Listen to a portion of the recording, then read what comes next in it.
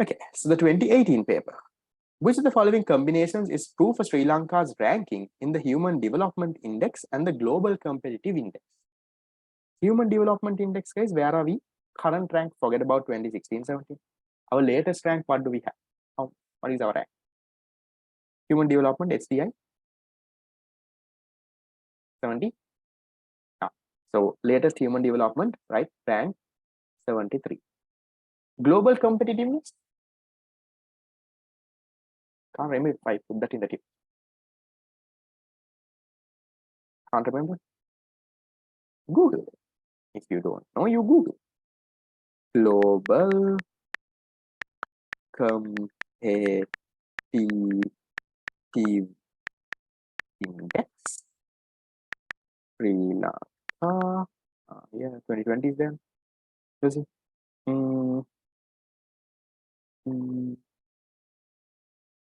Let's say this is saying 85th.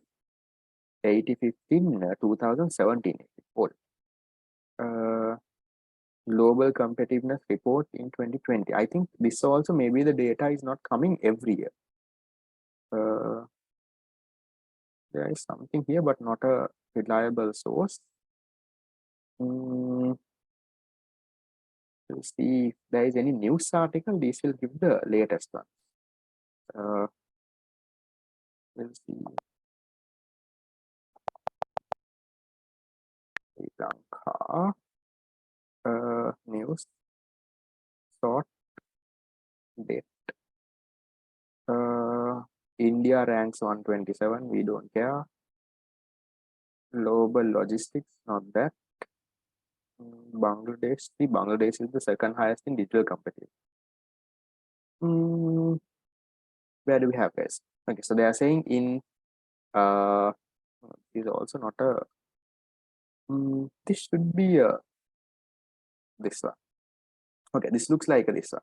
This is the 2017-2018 edition, right? It's 85th in the according 2017-18, right? So we look at, I think this index also doesn't come every year. That's why the data is not available. Okay, so Sri Lanka's global competitive index in 2017-18, it was 85th, our rank out of 137 countries. Not good, no? Out of 137, we are 85th. Okay, maybe out of 200, if we are 85th, I think come on, that's it. Okay, I think there was one in 2020 also. CBSL report itself has no. So in the CBSL report here, this is in 2020, right? So latest rankings in 2020, we are 84th. Sorry, 2019, right? So these, I think these are the latest that we have for now. I think they would have not updated or done anything. So in 2019, remember, we are 84. So remember, guys, in case they ask this question in your year, these ranks can't change a lot. Now see, 84, previous there was 85. So we will go a little up and down only. So lower 70, maximum 90. So you need to have that common sense now. But if they ask, all of a sudden they ask you 2023, how much? So look at the number closest to 84. It has to be somewhere there. Okay, so that is where your common sense will kick in, right? So we'll go with 84th, right? This is according to 2019 ranking. Now they don't trick you with very close numbers, guys. Now even look at these numbers. Now Human Development Index is a main one that you have to know. Look at this: 71, 60, 58, 68, 85. Not very close. They don't give you like very, very close. If you have a basic idea, you can figure it out. Okay. So these numbers I don't know, but remember, these are the new rankings, updated ones that we have for now. Okay. Income disparity can be measured by, how can you measure income disparity, guys? With which of the following? Difference between GDP, GNI, Gini coefficient, growth rate in real GDP, national poverty line, per capita income. Income disparity, the inequality, equality, Gini coefficient, very easy, 46. From the following, select the indicators used in human development. Human Development Index, can you quickly give me a yes or a no? Do we use purchasing power parity, per capita GDP? Yes. Do we use A? Yes. Do we use something called a birth rate index? No, there is nothing called a birth rate index. Life expectancy index. Yes, life expectancy. Yeah. Adult literacy. No, you don't look at literacy. You look at the mean and the expected years of school. No. Education index. You can say yes. Right. So remember education. Remember, guys, that diagram that I had. Where is that diagram? Here. Education index. How do they form the education index? Using this. How do they form the life expect index? Using this. How do they form the GNI index? Using this. So all of this combined only, you get the human development. Okay. Where are we? We did all of this. We are in 2018. Right. So one. Okay. So it has to be A, C, and E. Answer number 5. Very simple. Yes, mean years of schooling. So mean and expected years of schooling. Right? I did explain what is mean years of schooling. Mean and expected years of schooling is what forms the education index. Mean means the average years of schooling. How much years does a person on average go to school in Sri Lanka? 47. Which two of the following arguments imply that real GNI per capita may be a misleading indicator of the standard of living? What do you all think? It does not take into account the differing rates of inflation. There are different degrees of non-market economic activities between countries. Does not take into account of differing consumer tastes. Does not take into account of exchange rate distortions. Means that there could be means that this measure should be expressed using purchasing power parities. Income approach of GNI may differ from expenditure approach. What do you think? Why do you think real per capita GNI is not a good measure? One of these reasons was tested in the previous papers, guys. What is that? What was the thing? D, right? Remember, they said why is real GNP not a good measure? Because it doesn't take into account the exchange rate and the purchasing power parity, those things. That is definitely should be an answer there. So then think a little smart and try to cut. Guys, real GNI, guys, real GNI, can you say, now how do you find real GNI or real GDP? You take the nominal GDP and adjust it for inflation, right? That's how you get a real value. No? You'll agree with me there. Nominal GDP adjusted for inflation, real GDP. Same thing with GNI. So can you say A does not take into account of inflation? Can you say that real GNI hasn't taken inflation into account? No. Real GNI is the value adjusted for inflation. No, nominal GNI adjusted for inflation, you get real GNI. So A is definitely not an answer. So you think smart now. So in your answers, right, A can't be there. So definitely not this. D has to be there. So then D has to be there again, definitely not this. So now you have 3, 4, and 5. Okay, practically think. Okay. So now which can be the answer? Okay. So there is income approach of GNI may be different from the expenditure approach. Yes, use a little bit of unit number 5 knowledge to get to GNI. Whether we use income approach or expenditure approach, do we get different numbers? Now they are saying it can be different. No. Income approach or expenditure approach somehow comes the same GDP number. That GDP number plus the primary income, net primary income, you get GNI. Okay. So you can't say there is a difference between, so E can't be there. Therefore, I can cut off 5 volts. Is it 3 or 4? Different degrees of non-market economic activities between countries does not take into account differing consumer taste. Which one do you think can be the most correct? Consumer taste, the non-market activity is the most correct. Now, what is this non-market activity, guys? It's this. Now, for example, take Sri Lanka and USA. Okay.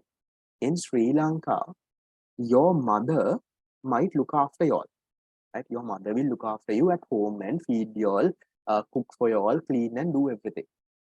So mother doing that, that's a non-market activity. She is not earning anything, not providing like a market service for non-market. Now in US, like let's say a developed country, now that thing would be done by, let's say, a housemaid or someone like that. There'll be someone else who will come and clean, and there'll be a nanny to look after the kids and all of that. Then that is a market activity, right? See, in a developing country like Sri Lanka, looking after cleaning and all, non-market. Okay, so in our country, that will not be there in GDP. No? In our country, we don't include those in GDP, right? Housewives contribution, looking after kids, not there in GDP. Not there in GDP means not there in GNI. But in USA, that same thing, right? Cooking and looking after children will be there in the GDP. Because in USA, all of those are market activities, right? All the ladies also go to work, right? So all are market activities.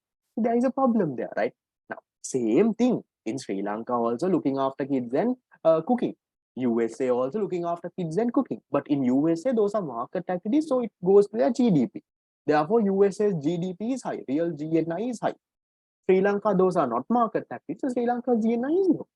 So, same thing, unfair. USA is showing a higher GNI, we are showing a lower GNI because we don't consider that as a market activity. That's another reason why we say, what? It's a misleading indicator.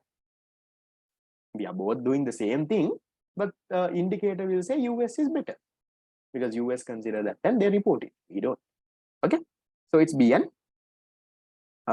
D. Fine, guys. Is that clear? 47. That's a good question. Then 48. Sustainable Development Goal 1 is about poverty.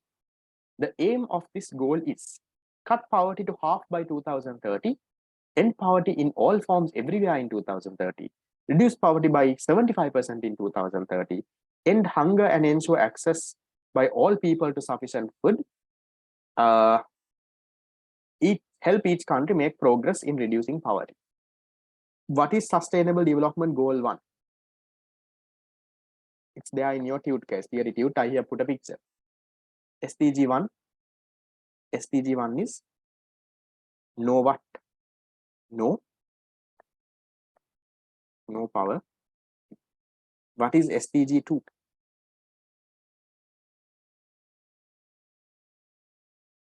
SDG 2. Zero what? SDG 2 is zero hunger. Right? So no poverty and zero hunger are two different goals. It looks like the same thing, but it's not the same. So they're asking about SDG goal 1. So which one is the most correct answer, guys? Answer number 2. End poverty in all forms. Zero poverty, no poverty. That's the first SDG. How many SDGs are there? Total. All of this to be achieved by 2030. Total number of SDGs. How much? Here the 17. So have a basic idea about these guys. Okay. Just know the names and just read and see what it means. Okay. Now, 49. Ayo. Population is there. They are asking for dependency ratio. They are asking to calculate now. Remember earlier they asked for equation. Now they are asking to calculate. So that is the dependence divided by the working age population. So who are the dependents? Small kids and the old people. 0 to 14, 6 million or 65 plus 4 million, right? So dependents are 6 plus 4, 10 million are dependents. Then how much is the working age population? 20 people are in the working age. So 10 over 20 into 100, 10 over 20 into 100 is a 50%. Got it? Answer number 5. Clear, guys? That's a normal, simple question. Questions, problems, issues.